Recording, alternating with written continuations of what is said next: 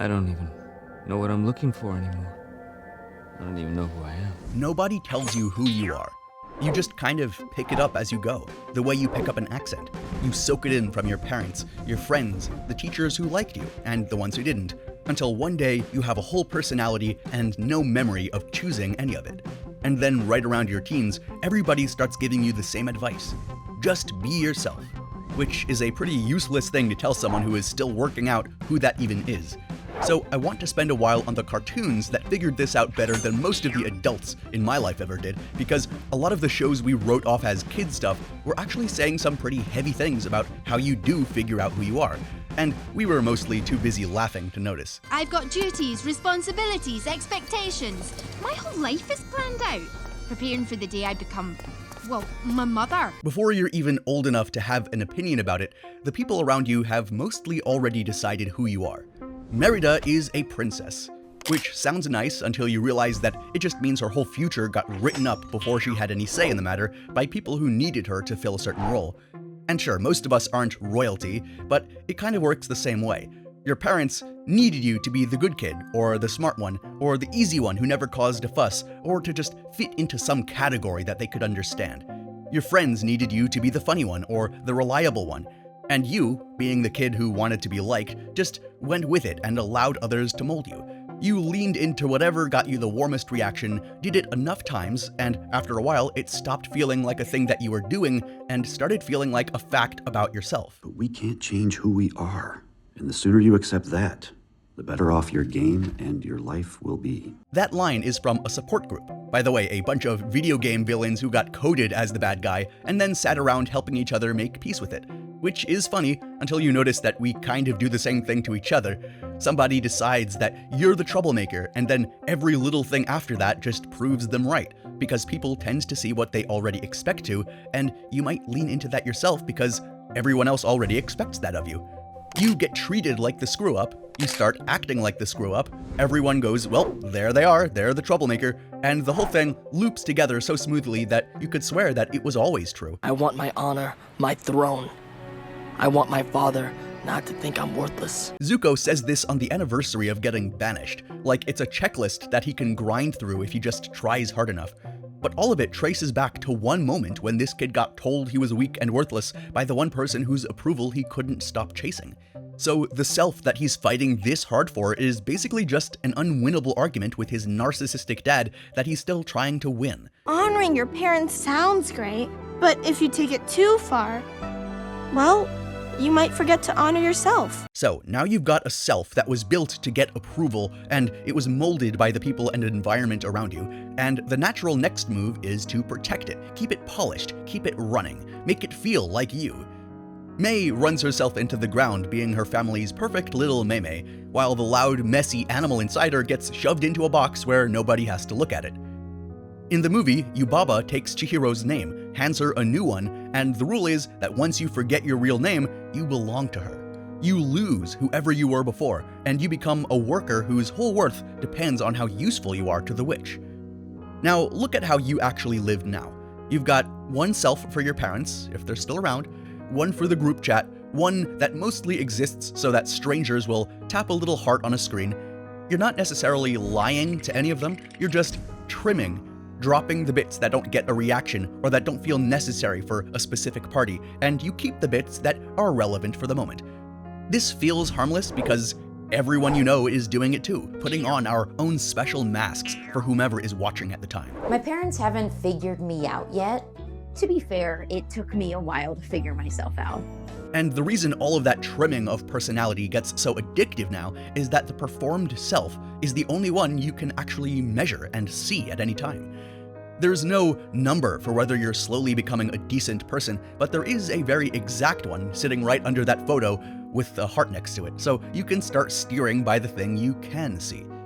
Katie says that line like it's nothing, that it took her a while to figure herself out, and what she's really admitting is that for years she was putting a whole person out into the world that she hadn't actually become yet, which is most of us. And it works okay, right up until life wanders over and kicks out the one leg the whole thing was balancing on. The question is, who are you? I thought I knew.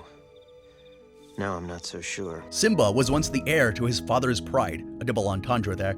He lost it all and ran, and by the time Rafiki asks him straight up who he is, the best he can manage is that he used to know, and now he isn't really sure. His whole self was balanced on one thing, being his dad's son, and the moment that that got too painful to hold, there was nothing underneath to catch him. I'm not the Avatar anymore. You don't need to do me any favors. Just like Simba, Korra felt like she'd lost everything after losing her bending. She'd always been the Avatar. It was who she was at her core, the great hope for her world, her closest essence, and so she never really built much of a self beyond that. So the second that part of her identity was stripped away, there was barely anything left over that she could point to and call herself. And the thing that nobody really tells you is that this part is supposed to happen. There is this whole stretch of growing up where you're meant to try on a bunch of different selves and have all of them feel wrong and have them stripped away piece by piece until you discover who you really are. It's a pretty normal thing to go through. It usually happens in the teen years, and it can be a pretty rough process, but it's not a sign that something is inherently broken. The self that you took on without ever questioning it was always going to crack eventually. Keeping a mask on your face can get kind of sweaty, you know? And the crack in that mask, or in your shield as it were, is what finally makes room for you to pick a self on purpose. None of this makes it hurt any less while you're sitting in the rubble of your previous life, wondering if anyone's even home, but it's still part of the process. That's been the warning the whole time, really. Forget your real name, play the stand-in long enough, and there's no easy road back to whoever you were before, which feels like the bottom. And for a minute, it is. So what do you do down there? Mostly you grab the fastest way out you can find, right? And the fastest way out of not knowing who you are is to just go borrow someone or some combination of someones who look like they got it figured out. I just wanted to be something I'm not. Mirabelle grows up in a family where everyone got this magic gift, except her. So she spends the whole movie sure that the fix for feeling like nothing is to become one of them, to be special the way they are, to discover her gift. She never really stops to ask who she actually is or what gifts she does have that aren't magical per se. The thing that she keeps reaching for is to just be anyone other than herself, to find some aspect of other people that could prove to her that she is magical like them. And that's the tricky part of wanting to be someone else. It can feel like ambition, like you're aiming high, like you've given yourself a goal, when a lot of the time it's just hiding from the process of discovering your real self, because chasing a different self, which is modeled by an outside person, is a great way to dodge the scarier job of becoming your own. I'm not good enough. And your brain runs that comparison between yourself and others constantly, with a tool that it's convinced is helping you. Pixar actually turned this into an actual machine inside Riley's head. She starts the movie with a self that just says, I'm a good person, simple and steady. And the second she's around older, cooler kids that she wants to impress, the machine rips it out and bolts in, I'm not good enough. And that one belief starts to run the show. The whole comparison is rigged anyway from the start. It's never going to work, because you're holding the inside of your own head, the messy raw footage with all the doubt left in, up against the outside of everyone else, the mask that they are showing the world. You're putting your bloopers next to their highlight reel and deciding that the problem must be you. Everybody loses that one. They aren't secure in their own heads, I guarantee it. Just because they show you a perfect picture doesn't mean that it's real. The people you're losing it to out there are losing it to someone else. All that talk of greatness, light coming off my sails, what a joke. Earlier in the movie, Silver looks Jim dead in the eye and tells him he's got the makings of greatness in him. And here, near the end, feeling burned and stupid for ever believing it, Jim takes that whole speech and throws it back as a joke. He can't put a word like greatness anywhere near his own name, so the second life seems to prove that he's nothing, he grabs that proof with both hands. We've all done a smaller take on that. Someone says something kind about you, and your first instinct is to explain in detail why they've got you confused with a better person, why they're actually wrong. The lie running under all of this is that everyone else has this all sorted out and that you're the only one figuring it out. You're the only one with anxiety. You're the only one who doesn't know who you are. But that's not true. Nobody has it sorted. Everyone is figuring out who they are at all times, constantly. Every single person you measure yourself against is also just half figured out and pretty sure that they're behind someone else. There is no secret ingredient. This is the payoff to every Chosen One story ever made, and they snuck it into a movie about a chubby panda doing kung fu. Poe spends the whole film trying to fit into the role that was thrust upon him, to be the dragon warrior and learn the secret of the legendary dragon scroll that'll finally make him the guy that he's meant to be. And the big reveal is that the famous scroll is blank, because there never was a secret ingredient. There are no accidents. The person he kept waiting to become was already standing in his shoes the whole time. All that scroll was waiting for was for him to realize it when looking at himself in the mirror. We've all got a messy, loud, weird part of ourselves hidden away. And a lot of us never let it out. But I did. And owning that part is uglier than May makes it sound, because the actual move is hauling the embarrassing animal back out of the box and deciding it gets to stay. May lets the panda out on purpose, the loud, weird, inconvenient thing she spent the whole movie hiding, and she keeps it, because stuffing it down a hole never made her feel better, it just made her smaller and more careful and more tired. The parts of yourself you try hardest to hide are usually the ones doing the most to keep you human. Your only limit is your soul. And think back to where this all started. A self you got handed based on where you came from and whatever role was convenient. This is the line that answers that. A rat, the one animal banned from every kitchen on Earth, being told that where you come from doesn't get to set your ceiling. The start you never chose doesn't get the last word. And don't get me wrong, it definitely impacts your life, but it doesn't conclusively define you. I'm selfish. I'm kind. I'm not good enough. I'm a good person. This is Riley's actual fix, and it's smarter than the stuff we usually get told. Her old self snapped because it was built on a single belief, and a single belief is a thin thing, easy to crack right down the middle once confronted. The self that finally holds is the one that lets all of it in all at once. Selfish and kind, generous and a little mean. A good person who messes up all the time and knows it. The contradictions are the strong part. You aren't simple, you are a complex mess of character traits and personality. A self made of a single trait is just a pane of glass. A self made out of a dozen that don't agree is more like a net, and a net can take a hit that would shatter the glass. So you stop trying out for some cleaner self that you model on some others, and you start carrying the whole messy pile of you around, and somehow that is when you finally feel like you're on solid ground. There's no one I'd rather be than me. And now he's finally able to mean the line that back at the start of his movie was just something that a room full of losers mumbled to feel better. Early on, it's a sad affirmation that a support group says because they're stuck and they know it. They just keep repeating it until they find out how to feel it for real. By the end of the movie, Ralph says it while hanging onto the one friend who liked him exactly as this wrecking, dump-dwelling, not the hero guy he actually is, and this time he means it all the way down. That's the whole distance he travels, from making peace with who you are because you're stuck with it, to choosing where you go from there and how to finally take an honest look at yourself and figure out that you're all right and you're doing fine and you just have to go from there. Everyone keeps telling me how my story is supposed to go. Nah, I'm gonna do my own thing. Once you actually own who you are, this is what it gets you.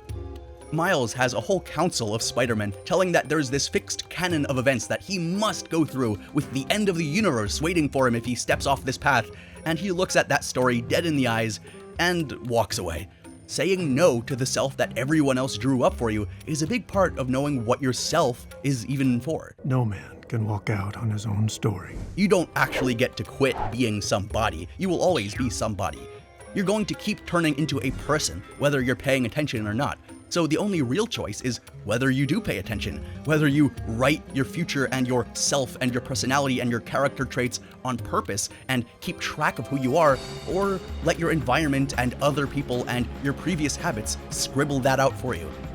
There's an idea in psychology that you don't really have a fixed identity so much as you keep telling the story of your own life and changing who the main character is as you go. Your self is just your memories of who you have been imprinted on some squishy flesh thing inside your skull, which means that all those rewrites and redos and learning and developing that you keep treating as proof that you haven't figured yourself out yet are actually the figuring out and the actual you and the whole point in the first place. Which is why this was never a one and done thing. There is no you. There is no absolute person at the core of all this. Simba doesn't hear his dead father say, "Remember who you are," and then walk off fixed forever and solid in his identity. He drifts, he forgets, he hides inside a no-worries life built so he never has to think about it. And the real work is going back and remembering again and again each time he wanders off. You don't get to figure out who you are once and then lock that in a drawer somewhere and throw out the key. You just keep finding your way back to it and keep on improving and developing yourself. You are who you choose to be. And each time you do, you get another say in who that self is, because it was never set in stone to begin with. The Iron Giant gets exactly one of those moments in the last second of his life.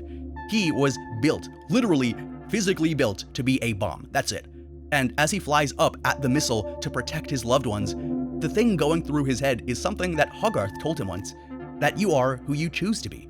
And he answers it with one word: Superman.